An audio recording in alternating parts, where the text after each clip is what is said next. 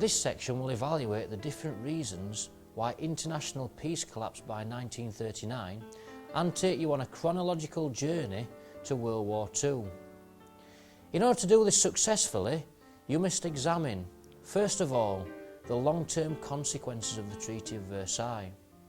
Secondly, the consequences of the failures of the League of Nations. Thirdly, Hitler's rearmament programme. Next, how Hitler's foreign policy contributed to war. Number 5, how the policy of appeasement led to war. 6, the significance of the Nazi-Soviet Pact. And finally, why Britain and France declared war on Germany in September 1939. Starting with Section 1, the long-term consequences of the Treaty of Versailles. Like many Germans, Hitler believed that the Treaty of Versailles was unjust, and he promised that he would reverse it.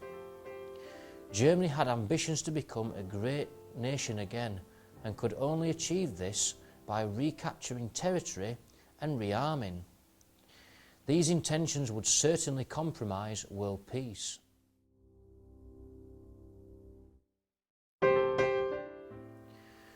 Section 2, the consequences of the failures of the League of Nations.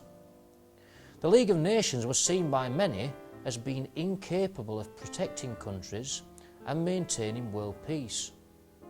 It now lacked credibility, and people no longer took it seriously. It was no longer in a position to confront Adolf Hitler over his intentions to create a greater Germany. A powerful and ruthless man like Hitler would certainly take advantage, as we will see throughout this section.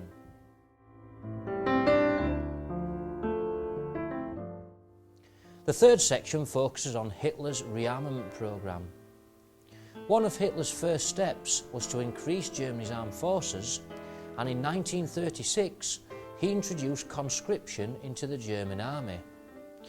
Britain was sympathetic to Hitler because they believed that the Treaty of Versailles was too harsh, and they allowed him to increase his navy to up to 35% of their own. This caused great alarm in other countries, especially France, who feared a repeat of World War I.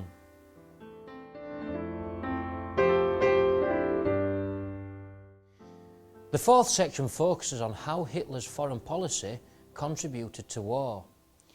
In March 1936, Hitler took his first risk by moving his troops into the Rhineland area of Germany, and this undermined the Treaty of Versailles. Hitler wanted to reunite German people and expand his territory. Britain and France chose not to oppose him, even though they had much bigger armies, and the League of Nations was preoccupied by the Abyssinian crisis. Hitler's gamble paid off, and his confidence began to grow. In 1938, Hitler turned his attention to his home nation of Austria. The Austrian people were mainly German, and Hitler believed that the two states should be joined together to create a greater Germany. Hitler encouraged the Austrian Nazi Party to stage riots and demonstrations that called for union. Schuschnigg, the Austrian Chancellor, called for a plebiscite so that Austrian people could vote on the idea of unity. Hitler guaranteed victory by moving his troops into Austria in order to pressurise and influence the public. Britain was again sympathetic towards Germany, and the Anschluss was soon agreed. Again, Hitler's decisive action had reaped a rich reward. Hitler was now brimming with confidence, and this was putting the peace of Europe in increasing danger.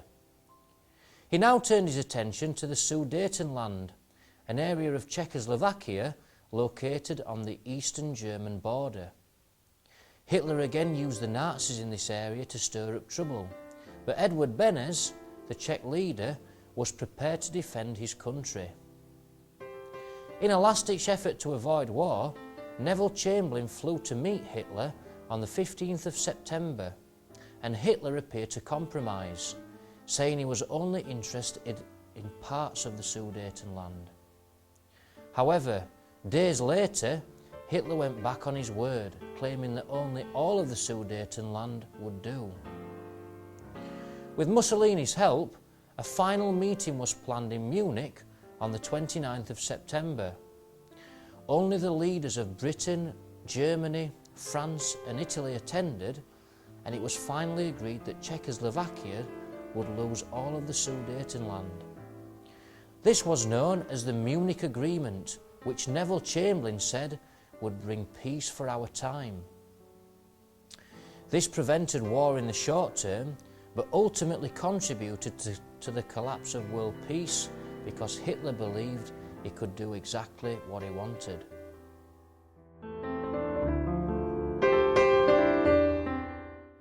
Section 5 focuses on how the policy of appeasement led to war. The Sudetenland incident was a prime example of Britain following a policy of appeasement. This meant that they would give Hitler what he wanted in order to avoid conflict. Neville Chamberlain, Britain's Prime Minister, and many other politicians justified this policy by stating that Hitler was a buffer against communism, Britain may not have enough support to go to war, the horrors of World War I cannot be repeated, the Treaty of Versailles was unfair in the first place, Britain is not ready for war, and finally, Britain's own economic problems should take priority. Therefore, some historians argue that Chamberlain can be forgiven for appeasing Hitler, but in hindsight, it contributed to the war because it encouraged Hitler to be aggressive and take bigger risks in terms of territory. It allowed Germany to become too strong in comparison to Britain and France. And finally, Hitler could not be trusted to keep his promises.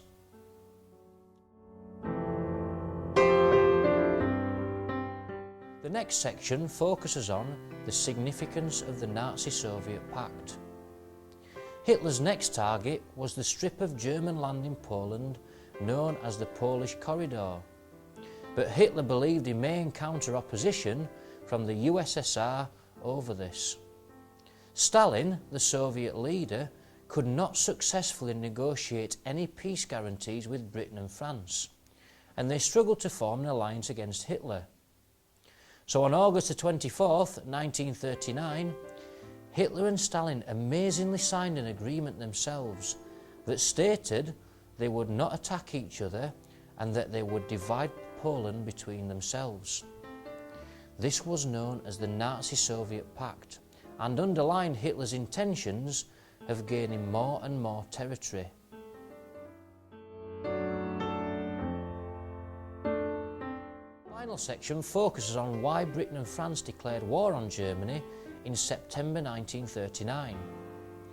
Appeasement finally ended in March 1939 when Hitler took over the rest of Czechoslovakia, as Britain and France claimed that if Hitler invaded Poland, then they would declare war on Germany. Hitler, though, didn't take them seriously after being appeased so many times before, and the Nazi-Soviet Pact cleared the way for Hitler to invade Poland in September 1939. However, Britain and France stuck to their promise, and on the 2nd of September 1939, they both declared war on Germany. It was now clear that Hitler had taken one gamble too many.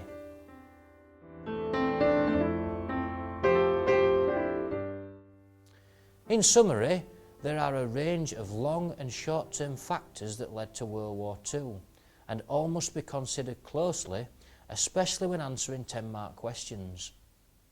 The policy of appeasement gave Hitler the confidence to march on with his foreign policy and break the terms of the Treaty of Versailles. However, the short-term actions of Britain and France in 1939 proved to be a huge turning point and ultimately led to World War II.